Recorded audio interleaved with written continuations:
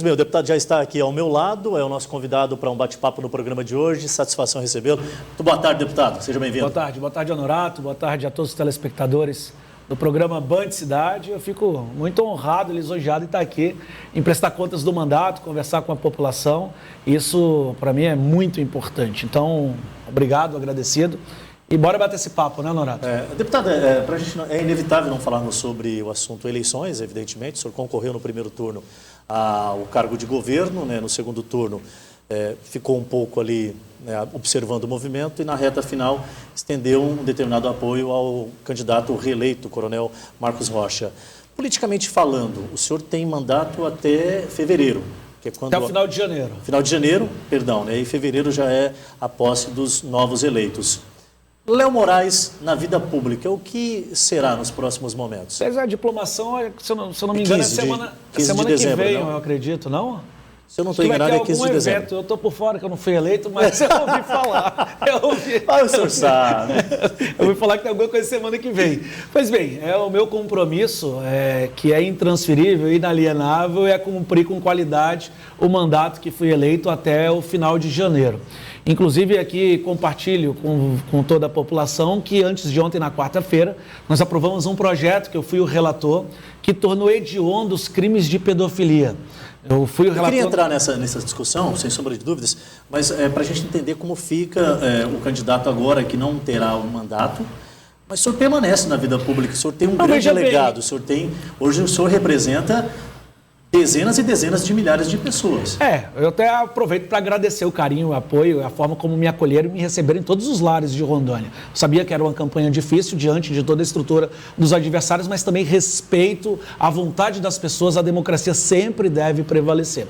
Eu cumpro o mandato até janeiro, eu ainda não fiz qualquer avaliação de cena futuro, qualquer estudo de previsibilidade das próximas eleições. O que eu tenho sim sempre o compromisso é falhar cada vez menos no decorrer dos meus mandatos, né? Quem me acompanha sabe, eu nunca repeti mandato, fui vereador em Porto Velho, deputado estadual, atualmente sou deputado federal, e por isso também um dos motivos que me levou a sair candidato ao governo do estado, me considero extremamente apto, preparado para isso. Então eu não tenho ainda qualquer condição de responder, é muito recente, é tudo muito novo, mas de cabeça erguida e sempre conversando com a população. Hoje o foco é no cumprimento do mandato. Lógico, eu não tenho qualquer tipo de tristeza, de mágoa, de decepção, não. Na vida como um todo, ou você ganha ou você aprende. E lógico que eu aprendi, eu tenho certeza que eu estou saindo melhor do que quando eu entrei no processo eleitoral. Perfeito. E aí agora falando justamente do legado do senhor na condição de deputado federal, mais recentemente, eu acho que uma das grandes vitórias da legislatura do senhor é justamente esse projeto de lei aprovado, tornando o crime de pedofilia um crime hediondo. Hediondo, isso. Que não dá para entender o que não era ainda um crime hediondo. Exatamente, não tinha caracterização de todas as atitudes relacionadas à pedofilia como crime hediondo. A lascívia sexual, a exposição de objetos, de materiais, de imagens, bem como, lógico, ao incômodo, a importunar as nossas crianças. E não tem nada mais vil, mais covarde, cruel e sórdido do que o crime de pedofilia. E nós trabalhamos muito na Comissão de Constituição e Justiça, tivemos aprovação, nosso projeto foi lido, foi votado à unanimidade e aprovado. E agora nós conseguimos, depois de uma interface muito grande, de cobrança aos demais parlamentares, sensibilizando os colegas, levando à mesa diretora, nós conseguimos colocar no plenário e foi aprovado.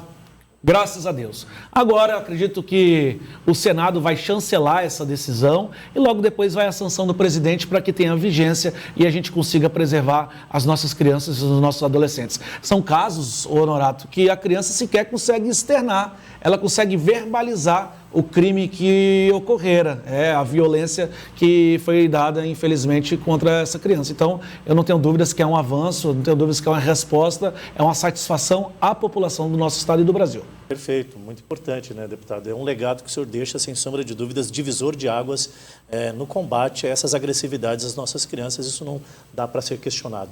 Quero saber também como é que está as perspectivas do senhor em termos de aprovação do orçamento para o próximo ano na Câmara Federal. Já há muitas divergências acerca das organizações que estão sendo planejadas pelo governo eleito acerca de teto de gasto, cumprimento de campanhas eleitorais, enfim, são pontos bem polêmicos que estão sendo tratados. Deputado, agora trazendo o assunto para uma questão muito séria que preocupa a população brasileira. Como o senhor visualiza esse Congresso atual, esse desfecho que deve ter agora a conclusão do mandato desses parlamentares que lá estão e a convergência que é preciso que aconteça entre os ideais do novo presidente eleito para os próximos 4 anos? É o que eu tenho acompanhado, é uma divergência natural diante da eleição, da votação que existiu. O Brasil está dividido, o Brasil está polarizado. Isso vai criar uma resistência natural. E a gente tem entendido, ainda que não tenha um texto, a respeito da preocupação sobre o teto de gastos, a preocupação sobre a questão fiscal do nosso Estado brasileiro. Porque quando você extrapola o teto, é natural que as pessoas mais vulneráveis, frágeis, hipossuficientes, as que detenham menos capital em suas mãos, podem sofrer com a alta, por exemplo, da inflação, que impede a percepção, o poder de compra. Você aumenta, às vezes, o salário, porém, isso não quer dizer propriamente bonança na mesa dessas pessoas. Então, há de existir um equilíbrio. Isso, ou você roda mais papel, mais cédula, mais dinheiro que traz o aumento dessa inflação, ou você desestabiliza o próprio mercado, o próprio entendimento mundial. Então, há de existir o que é a sensibilidade, há de existir a responsabilidade fiscal, sem perder de vista, logicamente, o compromisso social. Nós temos que abraçar as pessoas que são vulneráveis. Eu te digo isso porque acredito que essa legislatura, enfim, esses últimos 4 anos, todos perderam a oportunidade de apresentar a matéria mais importante para o Brasil, que é a reforma tributária, para diminuir esse abismo social que existe, onde o pobre tem ficado mais pobre, e o pacto federativo, de tirar recursos do poder central e entregar para estados e municípios, para que possam promover boas políticas públicas, formular o que é adequado e necessário conforme a realidade local e entregar resultado para a nossa gente. Então, eu estou falando de algo que realmente constrói-se e entrega-se um legado. E o desafio continua imperativo, ele continua a existir. Eu acho que o grande centro da questão é justamente trazer um olhar atento para o bom senso, levando em consideração aquilo que o senhor colocou algumas vezes na sua fala, a responsabilidade fiscal. Eu acho que é importante atender a sociedade. Porque às vezes o que aparenta ser bom de imediato traz um resultado, uma consequência desastrosa. E não precisa nem ser um longo prazo. Prazo médio a gente pode ter consequências muito Nós já vivemos isso, né? A etiquetagem de mercadorias e produtos no mercado diariamente. Um dia era um valor, no outro dia era o dobro. Então isso é uma tragédia, né? E Deputado, tem que ter todo cuidado. É claro que essas ações elas refletem no Brasil como um todo. Algumas localidades devem chegar, se caso haja problemas, de forma mais tardia, outros de forma mais rápidas. Aqui em Rondônia nós temos, inclusive, uma leve vantagem sobre isso, porque nós somos um estado muito pujante, nós temos uma produção pecuária, agrícola, nós temos um diferencial em se tratando das outras regiões do país. A senhora acredita que nesses próximos 4 anos o atual governador que foi reconduzido ao cargo terá condições de fazer um bom trabalho para a sociedade? Eu acredito que o governo pode ser bem melhor do que o primeiro. Eu não tenho dúvidas a despeito de divergências e sempre cumpri o meu papel de fiscal, que é a responsabilidade de todo parlamentar e que poucos fazem. É natural que nós tenhamos como tomar posição, se manifestar e não ficar alheio ao processo eleitoral. Então, eu inclusive apoiei o governador e o governador acolheu parte do nosso programa de governo. Isso demonstra humildade e vontade de fazer.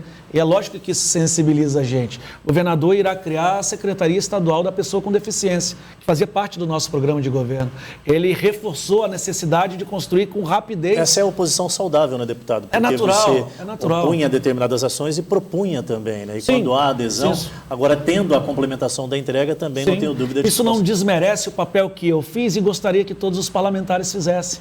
que é Claro. colocar uma lupa no orçamento, na aplicação e no investimento, se ele foi realmente feito a quem E precisa. levar em consideração que acabou a campanha política, desmonta-se o palanque e existe só um foco, que é atender a população. Atender um Estado que, como você disse, é produtivo, é rico. Até ouvi o governador um dia desses falando, um Estado rico, mas que às vezes não tem a comida no prato da criança.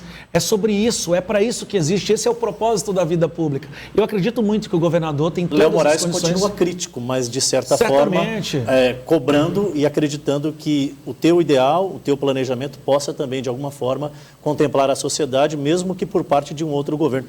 Deputado, eu infelizmente vou ter que encerrar. O pessoal está buzinando aqui. Olha, o tempo, você sabe que o tempo é o nosso inimigo, passa muito rápido. É sempre muito bem-vindo aqui. Já está convidado para retornar aqui antes do final do ano, para a gente fazer um apanhado da sua gestão como um todo. Legal. E eu agradeço pela vinda. Fui forjado na briga, assim vou continuar, com muito desejo de que as coisas melhorem. E eu não tenho dúvidas que isso vai acontecer. E desejo muita sorte ao governador Marcos Rocha. Quero cumprimentar a todos os telespectadores. Obrigado pelo carinho honorato a todos que acompanham, a todos os profissionais. Fiquem com Deus e tenham um final de semana maravilhoso. Tamo junto. Valeu. Tá aí, Léo Moraes conversando um pouquinho conosco. É o nosso quadro O Assunto É, né, Netão? O assunto é política, representatividade, mandato, enfim, perspectivas para o próximo ano.